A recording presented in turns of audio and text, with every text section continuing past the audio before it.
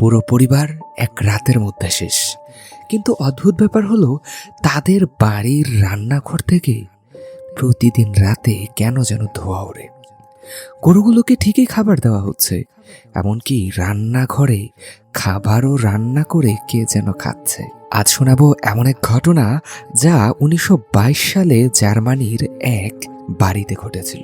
100 বছরেরও অধিক হয়ে গেছে, তারপরেও এই রহস্যের উদ্ঘাটন আজ পর্যন্ত হয়নি।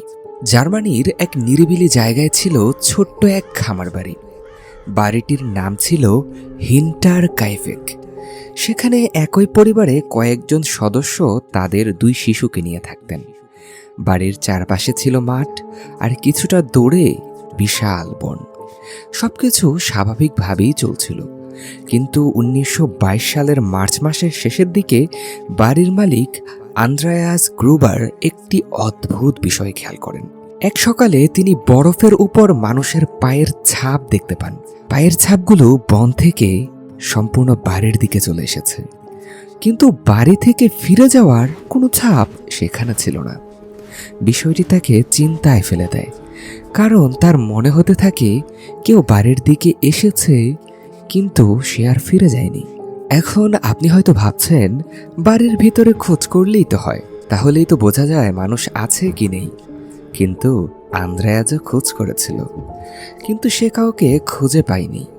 এর মধ্যে আরও কিছু অস্বাভাবিক ঘটনা ঘটতে শুরু করে। বাড়ির একটি জায়গায় ভাঙার চিহ্ন পাওয়া যায়, আর আন্দ্রেয়াস পরিচিত কয়েকজনকে জানান রাতে বাড়ির উপর দিক থেকে অদ্ভুত শব্দ শোনা যাচ্ছে। যে শব্দগুলো তারা ঘুমিয়ে গেলে হতো, তা তাদের পরিচিত কোনো শব্দ নয়। যাই হোক, লোকজনকে জানানো হলেও কিন্তু সে তখন পর্যন্ত পুলিশ ডাকেনি, আর সম্ভবত এটাই ছিল তার সবচেয়ে বড় ভুল। 31শে মার্চ 1922 সাল। সেদিন বিকেলে বাড়িতে নতুন এক কাজের মহিলা আসেন। তিনি জানতেন না এই বাড়িতে এর আগের কয়েকদিন ধরে কি ঘটছিল। দিন চলে গেল, নেমে এলো কঠিন রাত। তারপর হিন্টার কাইফেক বাড়িটি হঠাৎ একেবারে শান্ত হয়ে গেল। পরের দিন পরিবারের ছোট মেয়েটি স্কুলে গেল না, পরিবারের কাউকে চার্চেও যেতে দেখা গেল না। কয়েকজন মানুষ বাড়িটিতে এসেছিলেন, কিন্তু কারো সঙ্গে দেখা হয়নি। প্রথমে বিষয়টি নিয়ে কেউ খুব ভাবে চিন্তা করেনি, কারণ দূরের একটি খামার বাড়ি, কয়েকদিন কাউকে না দেখাটা খুব অস্বাভাবিক কিছু না। কোথাও যেতে পারে ঘুরতে কিংবা বেড়াতে। আর এখানেই ঘটনাটি ভয়ঙ্কর হয়ে ওঠে। বাড়ির মানুষগুলোকে দেখা যাচ্ছিল না ঠিকই, কিন্তু বাড়িটা যে সম্পূর্ণ ফাঁকা বলে তাও মনে হচ্ছে না। রাতে চিমনি থেকে ধোঁয়া উঠতে দেখা যাচ্ছে, মনে হচ্ছে কেউ রান্না করছে। রান্নাঘর থেকে ধোঁয়া ওড়া কিংবা আরও এই ধরনের অনেক কিছু ঘটে চলছিল। যেমন বিশেষ করে বাড়ির যে পশুগুলো ছিল, যেহেতু এটি একটি খামার বাড়ি, সেই পশুগুলোকে প্রতিনিয়ত খাবার প্রদান করা হচ্ছিল। মনে হচ্ছিল কেউ একজন এখনও এই বাড়িতে আছেন এবং সে তাদের খেয়াল রাখছেন। কিন্তু সে কে? 4 এপ্রিল একজন মেকানিক খামার বাড়িতে আসেন। আগে থেকে তার একটি মেশিন ঠিক করার কথা ছিল। তিনি বাড়ির লোকদেরকে ডাকলেন, কেউ কোনো উত্তর দিল না।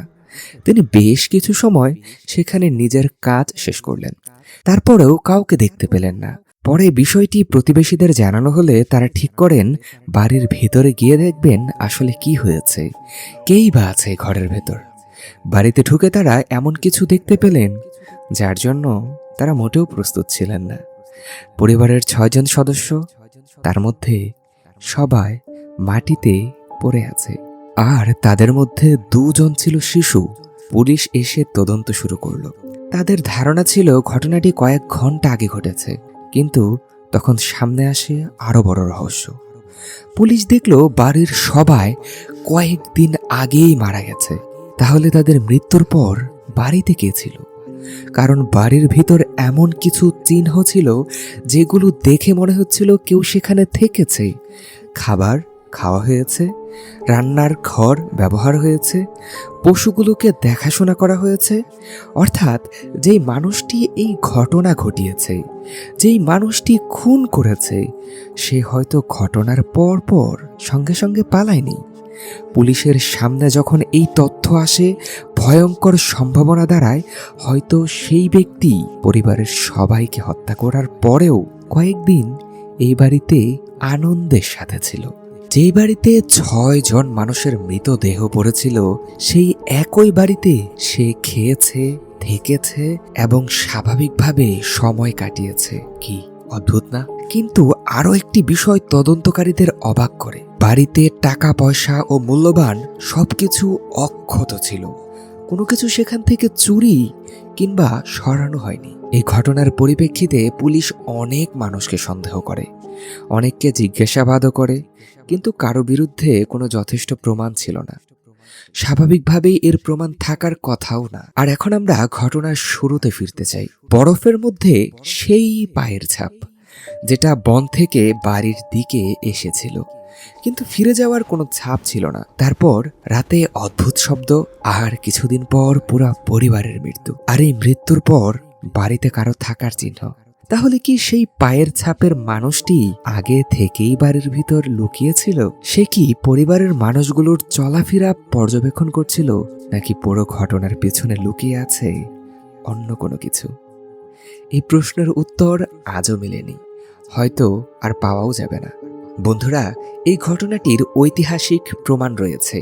এটি ইন্টারনেটে বানানো কোনো ভুতুড়ে গল্প বা কাল্পনিক ঘটনা নয়। 1922 সালে এই ঘটনাটি সত্যিই ঘটেছিল এবং পুলিশদের কাছে তদন্ত, সরকারি নথি এবং সাক্ষীদের জবানবন্দি রয়েছে। সেই সাথে রয়েছে সেই স্থানের ছবি, যা আমি গল্পের শুরুতে দেখিয়েছিলাম। যদি ভিডিওটি ভালো লেগে থাকে, সাবস্ক্রাইব করার জন্য বলবো, সেই সাথে লাইক করে দিবেন। ধন্যবাদ জানাচ্ছি দেখার জন্য।